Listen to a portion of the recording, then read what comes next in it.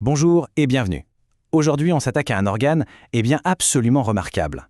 Un véritable chef-d'œuvre de dynamisme et d'adaptation, je parle bien sûr de l'utérus. Et sa complexité, son efficacité ont vraiment de quoi fasciner. C'est vrai, tout le monde connaît le mot utérus, mais sait-on vraiment ce qui se passe à l'intérieur? Comment est-ce possible qu'un organe se transforme aussi radicalement, mois après mois? C'est un peu la question qu'on va explorer ensemble aujourd'hui. Alors, pour y voir plus clair, voici le plan. On va commencer simple, l'anatomie. Ensuite, on plongera au cœur de sa paroi pour voir ses différentes couches. Puis, le gros morceau, le fameux cycle de 28 jours, avec un zoom sur les phases clés. Et on terminera par sa raison d'être, sa fonction. Allez, on y va? Bon, première étape, le plan. Pour vraiment comprendre comment ça marche, il faut d'abord savoir à quoi ça ressemble. Où est-il situé exactement et de quoi est-il fait? Alors voilà, on le voit bien ici. L'utérus, c'est cette forme de poire, mais à l'envers, bien calée dans le bassin. Et on peut distinguer trois grandes parties. Tout en haut, la partie la plus large, c'est le corps. Au milieu, ça se resserre un peu, c'est l'isthme. Et puis tout en bas, on a le col qui fait la jonction avec le vagin. Une architecture qui peut paraître simple, mais qui est d'une efficacité redoutable. Maintenant qu'on a vu la forme générale, allons voir à l'intérieur. Parce que la paroi de l'utérus, ce n'est pas juste un mur uniforme. Non, non. C'est une structure en 3 couches très différentes et chacune a un rôle super précis. C'est un peu comme... comme un oignon, mais version high-tech. Regardez cette gouppe. La couche tout à l'intérieur, celle qui est en contact avec la cavité, c'est l'endomètre. C'est elle qui va bouger tout le temps. Juste derrière, il y a cette énorme couche de muscles, le myomètre. C'est la force brute de l'organe. Et pour envelopper le tout, on a une fine couche protectrice à l'extérieur, la séreuse. Voilà, ce tableau résume bien l'idée. L'endomètre, c'est la scène du spectacle mensuel, celle qui se refait une beauté en permanence. Le myomètre, lui, c'est le moteur, la puissance pure pour l'accouchement. Et la séreuse, c'est le bouclier. 3 couches, 3 missions, c'est aussi simple que ça. Allez, on rentre dans le vif du sujet, cette fameuse rénovation mensuelle, le cycle.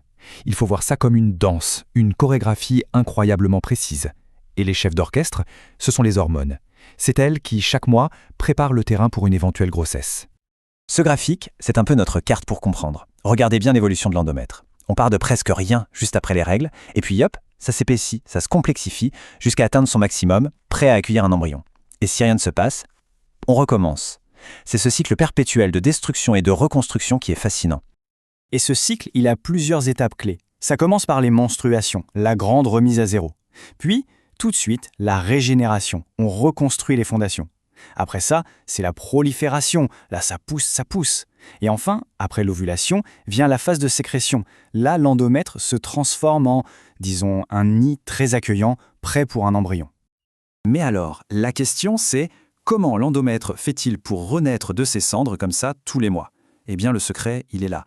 Il y a en fait 2 zones. C'est uniquement la partie du dessus, la zone fonctionnelle, qui est éliminée.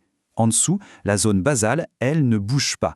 C'est elle qui sert de base pour tout reconstruire.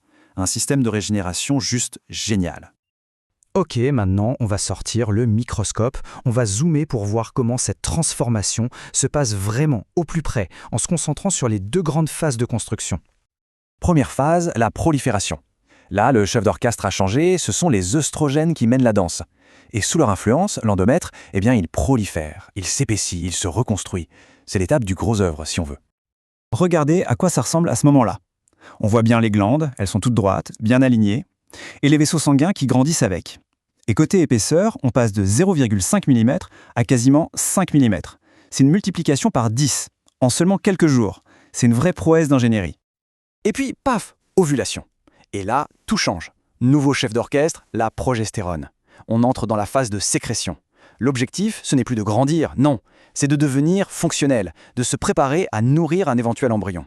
C'est la phase des finitions. Et là, comparé avec l'image d'avant, la différence est juste spectaculaire. Fini les glandes toutes droites. Maintenant, elles sont hyper sinueuses, toutes tordues, on dirait des dents de scie. Même les artères se sont mises en spirale. Là, on peut dire que tout est prêt. Le tapis rouge est déroulé. Si on zoome encore plus, à l'échelle d'une seule cellule, c'est fou de voir comment elle se prépare. Avant l'ovulation, elle fait des réserves, elle stocke du glycogène, du carburant. Et juste après, elle est prête à tout libérer pour nourrir un embryon. C'est comme une petite usine qui se met en route au bon moment. Et cette citation, elle résume tout. Tout ce travail, toute cette complexité, tout ça pour créer une toute petite fenêtre de tir, mais une fenêtre parfaite pour qu'une nouvelle vie puisse s'installer. Mais si cette opportunité n'est pas saisie, Que se passe-t-il? Eh bien, le système appuie sur reset. Les hormones chutent, ce qui provoque la dégradation de toute la couche qui venait d'être construite. Et c'est ça, le début des menstruations. Le cycle peut alors recommencer. Bon, on a vu toute la mécanique, le comment, maintenant, passons au pourquoi. Quelle est la finalité de tout ça? Au-delà de ce cycle, l'utérus a en fait 2 rôles absolument vitaux. D'abord, son rôle dans la fertilité. Et attention, l'utérus, ce n'est pas juste une autoroute pour les spermatozoïdes, c'est plutôt un parcours du combattant, un vrai. Il fait le tri, il sélectionne les meilleurs candidats, il élimine les autres, il nourrit ceux qui restent en course, et quand c'est fini, il fait même le ménage. C'est un gardien de la fertilité, à la fois super exigeant et super protecteur. Et puis son deuxième rôle, le plus spectaculaire évidemment, l'accouchement. Souvenez-vous de cette grosse couche de muscles, le myomètre?